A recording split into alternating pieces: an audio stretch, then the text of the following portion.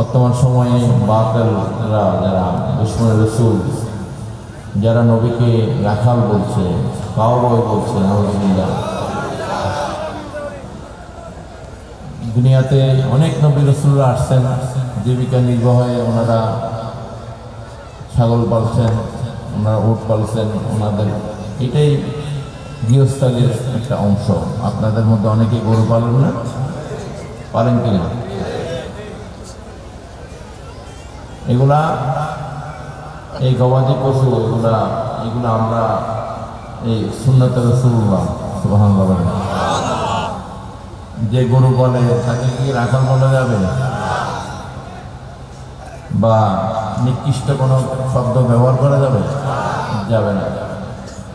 মুসা কালিমুল্লাহ আলাইহিস সালাম উনিও এই গরু, ছাগল, উট পালতেন। যুগে যুগে অনেক নবী রাসূল, মুসা কালিমুল্লাহ আলাইহিস সালামের উম্মতরা তো দুনিয়াতে আছে কিনা? ইহুদি যারা, তারা কখনো তাদের নবীকে কি রাখাল বলছে? এর কোনো উদাহরণ নাই। কিন্তু আফসোস, আমাদের মুসলমান নামধারী কিছু লোক নিজেদেরকে পণ্ডিত মনে করে এই সমস্ত অল্পবিদ্যা ভয়ঙ্করী জুতারে বলে আপন মারি, এই সমস্ত লোকরা এরা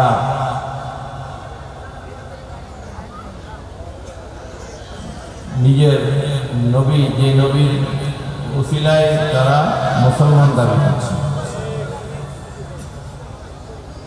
সেই নবীর সামনে গোস্তাকি করছে এবং বর্তমানে যুবকদেরকে পথভ্রষ্ট করছে। পুটুম পাটুম 2-4টা ইংরেজি কথা বইলা এই দেশের মানুষ বেশিরভাগ মূর্খ, এরা 2-4টা ইংরেজি কথা শুনলে বের হয়ে যেতেছে। কাউবয় বললে কাউবয়টার অর্থ কি এরকম অনেকেই জানে না। কাউবয়ের অর্থ হলে রাখাল, গরু চরেন না বলা, অনেকেই জানে না। তারা এটাতে খুশি হয়ে দিচ্ছে, নাউযুবিল্লাহ বলে।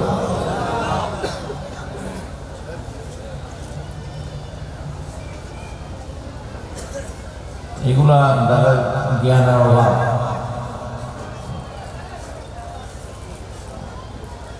অনেকেই ধরেন দেওয়ালে পেশাব করে কিনা, বাংলা লেখা রাখলো, তারপরে করে দেয় না। এই একই কথা বলে আপনি আরবিতে লিখে দেন দেওয়ালে, তখন কি করে? জায়গায় করে না, ঠিক কিনা? তা আমাদের দেশের মানুষের হিসাব হইল এরকম, একজন আলেম যখন কাউবয় বলে তখন মনে করতেছে এটাই ঠিক, নাউযুবিল্লাহ বলে। আল্লাহ রাসূলের সামনে গোস্তাকি যেই করুক না কেন, যে কোনো নবী রাসূলের সামনে কেউ গোস্তাকি কথা বলবে, বেয়াদবি। এই জন্য আল্লাহ পাক 1450 বছর আগে যে কোরআন নাযিল করেছে, সেই কোরআনে আল্লাহ জানতেন দুনিয়াতে আখির জামানের সময় কিছু লোক আসবে, কিছু আলেম নামধারী ব্যক্তি আসবে, যারা গোস্তাকি করবে, গোস্তাকি রাসূল, বেয়াদবি করবে। এই জন্য আল্লাহ রাব্বুল আলামিন কোরআন আয়াতে নাযিল করেছেন, ইয়া আইয়ুহাল্লাযীনা আমানু লা তাকুলু রাইনা ওয়া কুলু যুরনা ওয়াসমাউ। হে আমার বিশ্বাসী বান্দারা, আল্লাহ কোরআনে পরিষ্কার জানিয়ে দিচ্ছেন, হে আমার বিশ্বাসী বান্দারা, হে আমার ও মুমিন বান্দারা। বিশ্বাসী বান্দা মানে মুমিন বান্দারা, সুবহানাল্লাহ বলেন। ইয়া আইয়ুহাল্লাযীনা আমানু দিয়ে যারা বিশ্বাসী তাদেরকে আল্লাহ ডাক দিচ্ছেন, সুবহানাল্লাহ।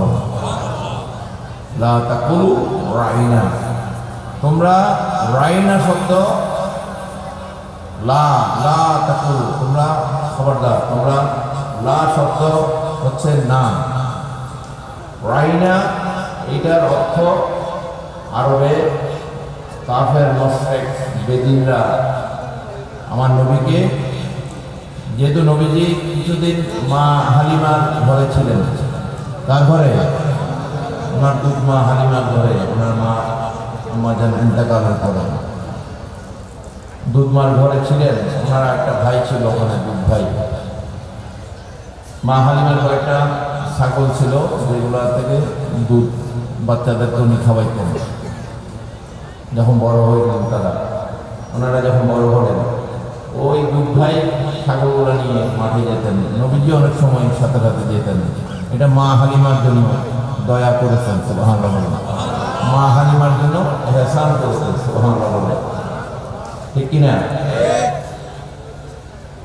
তো এই যে হচ্ছে ঘটনা, তো এই সময় ওইটাকে কেন্দ্র করে আরবের কাফেররা, মুশরিকরা, বেদিনরা, মুনাফিকরা নবীকে এই রাইনা শব্দের অর্থ, একটা অর্থ হচ্ছে রাখাল, যে গরু ছাগল চারা, নাউযুবিল্লাহ বলেন। একটা অর্থ বোকা, আরেকটা হচ্ছে নির্বোধ, মানে সব নিকৃষ্ট অর্থ। রাইনা শব্দের অর্থ হচ্ছে কি? কোনো ভালো অর্থ নেই, একটা নয় কি, এটার কোনো ভালো অর্থ নাই, সব নিকৃষ্ট অর্থ। একটা মানুষকে ছোট করার জন্য যত খারাপ অর্থ আছে, রাইনা আরবিতে একটা শব্দের একটা অর্থ আছে, আরবি ভাষাতে এটা সবচেয়ে বেশি। তো আল্লাহ রাব্বুল আলামিন কি বলছেন আয়াতে? লা তাকুলু রাইনা ওয়া কুলু যুরনা ওয়াসমাউ। হে বিশ্বাসী বান্দারা, মুমিন বান্দারা, তোমরা কখনো নবীকে রাইনা শব্দ দিয়ে উচ্চারণ করবে না। তাহলে কি বোঝা যায়? কোন বিশ্বাসী রাইনা শব্দ, রাখাল শব্দ ব্যবহার করতে পারে? খাওয়া শব্দ ব্যবহার করতে পারে? তাহলে ও যারা বলবে ওরা কি বিশ্বাসীদের অন্তর্ভুক্ত? মুমিনের অন্তর্ভুক্ত? মুসলমানদের মধ্যে মুমিন মুসলমান আছে, মুনাফিক মুসলমান আছে, ঠিক কিনা? তারা কখনো মুমিনের অন্তর্ভুক্ত হতে পারে না। যত পর্যন্ত সে তওবা করবে না, যতগুলো লোকের সামনে সে এই কথা বলেছে, অতগুলো লোকের সামনে কান ধরে উদ্বোস করে আসে, আল্লাহ যদি তারা মাফ করে, আল্লাহ রাসূল আল্লাহ রাসূল যদি তারা মাফ করে, ঠিক কিনা? সে তওবা করে আবার নতুন করে কলমা পড়ে তার মুসলমান হইতে হবে। তার বিবাহ যদি করে থাকে, তার বউ তালাক হয়ে গেছে। এটা ফতোয়া, কাদিমান ফতোয়া, অসংখ্য ফতোয়ার মধ্যে যারা নবীর শানে গোস্তাকি করবে, নবীর শানে কটু মন্তব্য করবে, নবীর শান মান মর্যাদাকে নিয়ে যারা ছোট করার চেষ্টা করবে, তাদের ঈমান চলে যাবে।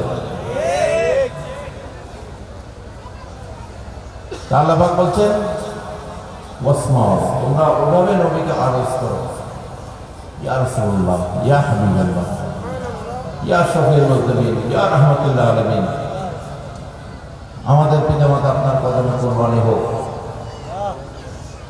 তোমরা এভাবে আরজ করো,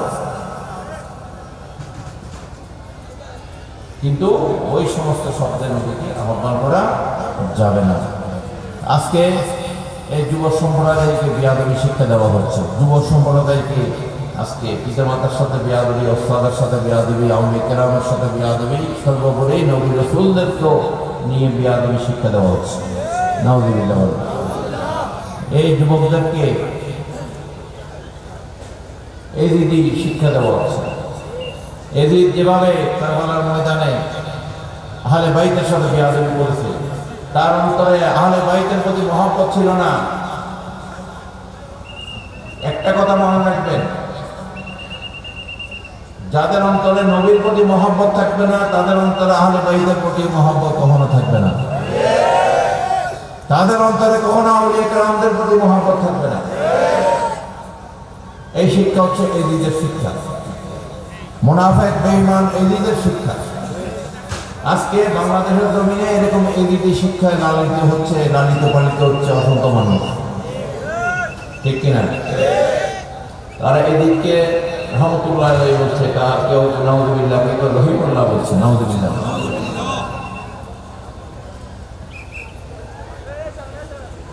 এই দাজ্জাল যে আসবে, দাজ্জাল আসার জন্য এই মাঠ তৈরি করতেছে এই সমস্ত মুনাফিকগুলো, যুব সম্প্রদায়কে বেয়াদব বানানোর কারখানা। কারণ দাজ্জালের যে অস্ত্র লাগবে, বেয়াদব লাগবে। কি লাগবে?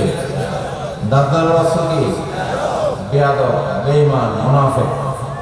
কোন ইমানদারকে দাজ্জাল তার দলে আনতে পারবে না। হযরত ইমাম মাহদী আলাইহিস সালাম উনিও একজন আহলে বাইতের সদস্য, সুবহানাল্লাহ। উনিও আহলে বাইতের নসল থেকে উনি দুনিয়াতে আসবেন, সুবহানাল্লাহ।